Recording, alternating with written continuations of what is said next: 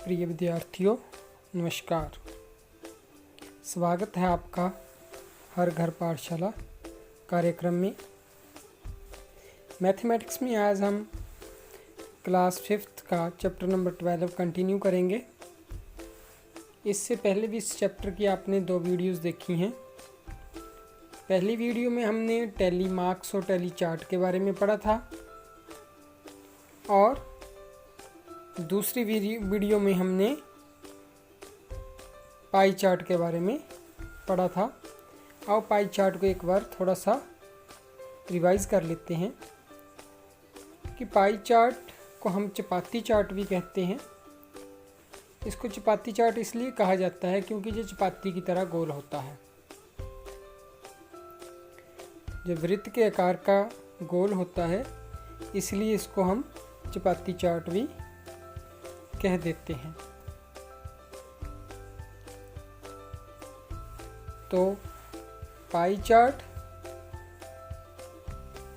को हम कह सकते हैं कि यह वृत्त के आकार का चार्ट होता है जिसमें संख्या या संख्या के मानों को कुल संख्या के मान के अनुपात में लिखा जाता है। तो इससे पहले कि हम आज का टॉपिक पढ़ें, हम पिछले कल हमने देखा था कि इसको कैसे हमने एक एग्जाम्पल ली थी जिसमें क्लास के बच्चों से अध्यापक ने पूछा था कि आप घर के क्या क्या काम करते हो। तो बाज़ार जाने वाले सबसे ज़्यादा बच्चे थे। कुल 100 बच्चे में से 50 बच्चे बाज़ार जाने वाले थे और 25 बच्चे सफाई का काम करने में मदद करने वाले थे।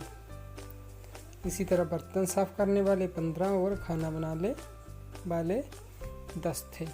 तो हमने उसको एक पाई चार्ट पर इस प्रकार दर्शाया था। तो आज हम कहानी सुनते हैं पहले रवि और उसके दोस्तों की।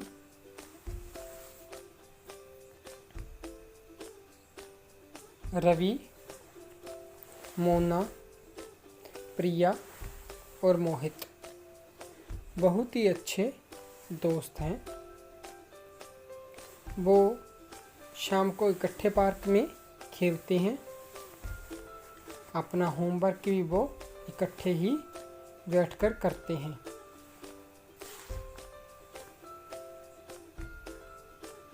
और कभी कभी तो बाकी दोस्त भी किसी एक दोस्त के घर रुक जाते हैं। स्कूल में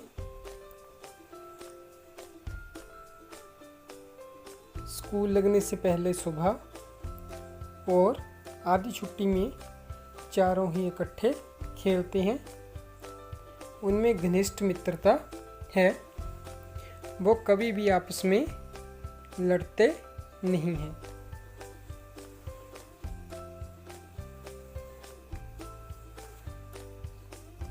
उनकी मित्रता की चर्चा अध्यापक भी करते हैं।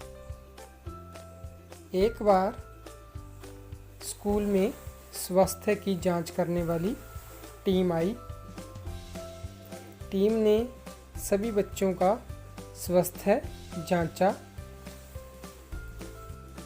उनका भार तोला, उनकी ऊंचाई मापी।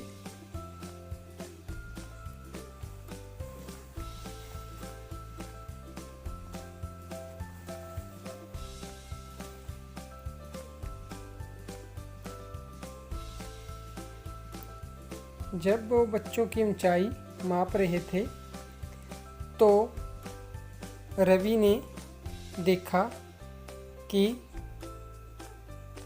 एक कर्मचारी ने इस प्रकार चार्ट बनाकर उनकी ऊंचाइयों को लिखा। उसने एक तरफ बच्चे के नाम लिखे,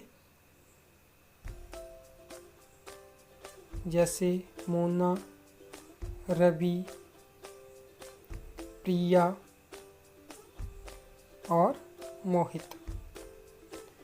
और उनके सामने उनकी ऊंचाई लिखी, जैसे मोना की ऊंचाई 120 सेंटीमीटर, रवि की 150 सेंटीमीटर, प्रिया की 100 सेंटीमीटर और मोहित की 130 सेंटीमीटर। इस प्रकार ऊंचाई को लिखने के बाद उसने एक कोरे पेपर पर लेटी लाइन और सीधी खड़ी लाइन खींची। फिर उसने बराबर अंतराल में लेटी लाइंस को खींचना शुरू किया।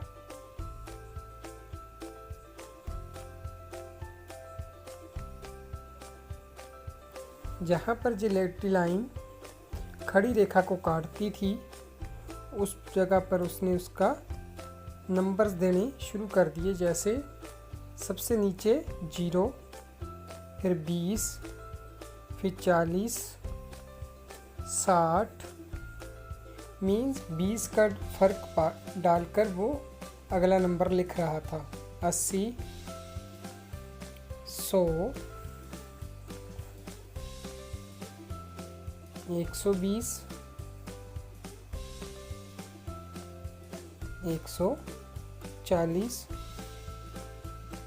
160। तो रवि ने उनसे पूछा कि अगर आपने 10 दर्शाना हो तो कहाँ दर्शाएंगे? तो कर्मचारी ने कहा कि 0 और 20 के बीच में 10। तो उसने मोना, एक नीचे मोना लिखा और ऊपर उसकी 120 सेंटीमीटर ऊंचाई होने के कारण 120 से सीधी नीचे को एक रेखा खींच दी। फिर इस रेखा को उसने एक आयत का आकार दे दिया। इसी प्रकार उसने रवि के लिए किया।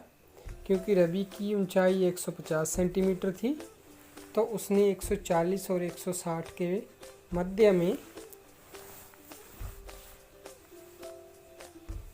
एक डॉट लगाकर इसको खींचा। इसी तरह उसने बाकी दोस्तों के साथ भी ऐसे ही किया। तो चार्ट से हमें ये पता चल रहा है कि मोना की ऊंचाई 120 सेंटीमीटर है, रवि की 150 सेंटीमीटर है, प्रिया की ऊंचाई 100 सेंटीमीटर है और मोहित की 130 सेंटीमीटर है। इन ऊंचाइयों को साथ जुड़ी आयतों के रूप में भी लिख सकते हैं, लेकिन इन सभी आयतों का जो रंग है वो अलग अलग होना चाहिए। जैसे मोना के लिए नीला रंग, रवि के लिए जहाँ लाल रंग दिया है, प्रिया के लिए हरा रंग और मोहित के लिए बैंगनी रंग दिया है। तो बार चार्ट देखकर क्या आप बता सकते हो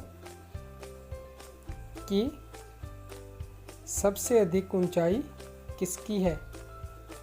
तो आपने बार चार्ट देखा था बच्चों, तो वहाँ सबसे अधिक ऊंचाई थी रवि की। इसी तरह सबसे कम ऊंचाई किसकी है? प्रिया की। सबसे कम ऊंचाई है प्रिया की। इसी तरह रवि की ऊंचाई और प्रिया की ऊंचाई में कितना अंतर है? तो रवि की ऊंचाई है 150 सेंटीमीटर, प्रिया की ऊंचाई है 100 सेंटीमीटर। तो उनमें अंतर आ गया 150 माइनस 100 बराबर 50 सेंटीमीटर। तो इस प्रकार बार चार्ट बना जे। इसको हम क्या कह सकते हैं कि बार चार्ट एक लंबवत कॉलम, वर्टिकल कॉलम की श्रृंखला से बना होते हैं, जो 2 या 2 से अधिक वस्तुओं की तुलना को दर्शाते हैं।